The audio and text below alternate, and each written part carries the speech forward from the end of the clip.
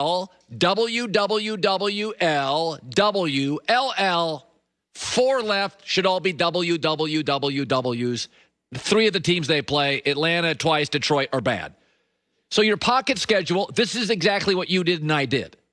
Right? We picked them to be 10-6. Most of you picked them to be 9-7 or 10-6. There were a few doubters and a few they're going to win the Super Bowl. That's what we all did. And then this morning, everybody was like, whoa, what is going on? I don't know. They lost close to Patrick Mahomes. This is all very predictable. They're a work in progress. They're very talented. And because there was no preseason, they're thrown together. This is where they are. They're 7-5. It looks like they're going to win 3 of their next 4 or 4 games to go 11-5 or 10-6. That is exactly the high end that 90% of us had. My question with this, Joy is my witness, was never about Tom Brady's age, and it was never about his arm. I never questioned that. I lived in Tampa, and I lived next to Boston. I said, you're talking about Tom Brady, rigid, efficient, willful, aspirational, driven, moving to loosey-goosey Tampa cocktails at 4 with Bruce Arians. No biscuit if you don't risk it. That stylistically was my concern. And this morning it still is. It's not about Tampa's talent. It's not about Brady. Did you notice Tony Romo yesterday? And I love Tony. How he was defending Tom Brady for 3.5 hours. Anybody notice that? Why would that be? Because star quarterbacks protect star quarterbacks. And Bruce Arians came out with a flamethrower and ripped Brady last week. And so Tom Brady called up his buddy Tony Romo and said, here's the story. And so if you listen for 3.5 hours, it was Tony Romo defending Tom Brady. That's all it was. And that's the game they're playing now. The concern with me, and it's always been a concern, is that when people are successful, they're even harder to change. It's hard to get anybody to change once they get to be 40, 50 years old. But if you're the most successful player in the history of America's most popular sport, Tom Brady, the idea that you're going to go loosey-goosey and throw the ball over the top all the time and be comfortable, you're not. That's why I think there's a strong possibility Bruce Arians is not around next year and he retires with a big check. I don't think Arians and Brady, they're so different football-wise. They're so different personality-wise. They're so different lifestyle-wise. They're both winners.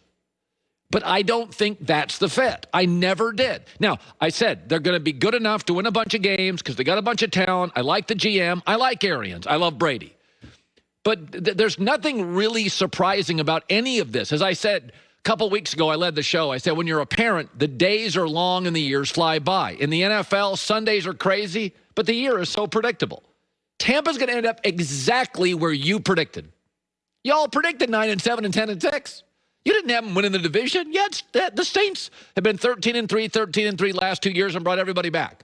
You didn't have the Buccaneers winning the division. Nobody did, except crazy people.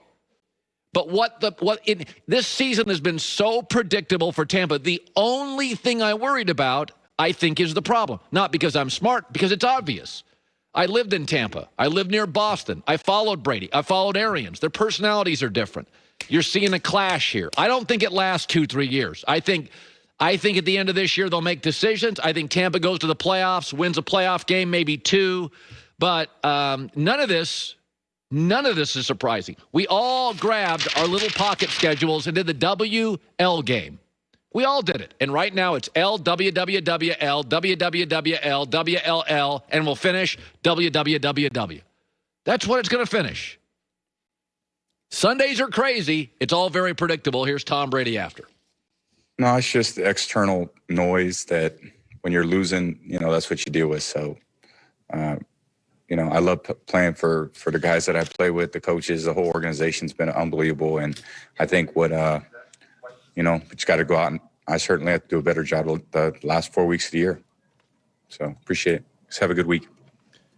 All right, Monday Night Football tonight, Seattle and Philadelphia, and here's why it's big. Because what we have in the NFL right now, it's pretty clear, and I don't think any of us would argue. We have 3 really good teams. The Chiefs, the Steelers, and the Saints are really good. They're not perfect. Sometimes the Chiefs don't play with a ton of urgency. Steelers don't run the ball consistently. And the Saints, frankly, don't throw the ball over the top. But in a salary cap era, they're about as good as you're going to get. They're really good teams. And the Chiefs and the Steelers and the Saints also have something else in common. They have excellent general managers. Draft well, develop well, and all three coaches, Tomlin, Sean Payton, and Andy Reid, have Super Bowls. And we know Breeze, Big Ben, and Mahomes are good enough to win a Super Bowl. Those are the three best teams in the league. Now, the fourth best team changes every week. Yesterday, it was Tennessee. 2 weeks ago, it was the Rams. 3 weeks ago, the Colts rolled Tennessee. It was the Colts. Some weekends, last night, could it be Green Bay? Tampa Bay against the Packers looked like the fourth best team. And the Raiders on one Sunday at Arrowhead Stadium, they look like the fourth best team. So we know the three best. Put them in any order. I would go Kansas City, Pittsburgh, New Orleans. But the most interesting fourth place team, the team that has the highest ceiling, plays tonight, Seattle. And this is very interesting. So Seattle has all the ingredients of a Super Bowl winning team. Head coach going to the Hall of Fame, quarterback's a superstar, playmakers all over the place. They can be physical or finesse. Chris Carson back tonight. Watch them get physical. They play from behind well. We know that with Russell. And they play with the lead well. They're good on the road. Excellent on the road. 10-1 their last 11 East Coast road games. And oh, by the way, they're in every game. They never get blown out. They lost to Buffalo by 10 this year, and that was a shocker. They're in every game. All the Super Bowl ingredients, except one thing. You got no pass rush. You got no defense. Here's what's very interesting. So Jamal Adams was hurt. He came back. He's back now. And Carlos Dunlap, Seahawks gave up a late draft pick to get Carlos Dunlap. Since they've played together, Seattle has 13 sacks. Tied for the NFL lead, I believe. And they have a young player named L.J. Collier.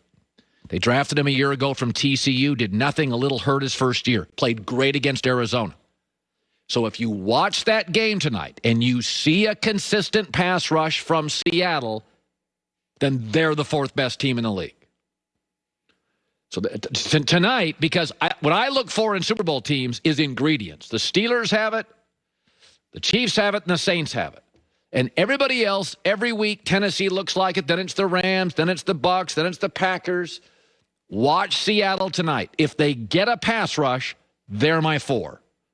And they've got the players and the components, Dunlap, Jamal Adams, and L.J. Collier. So I think that's kind of where we stand on a Monday morning as we head out of Thanksgiving. Fourth team, looking for the ingredients. Seattle has all of them except the consistent pass rush.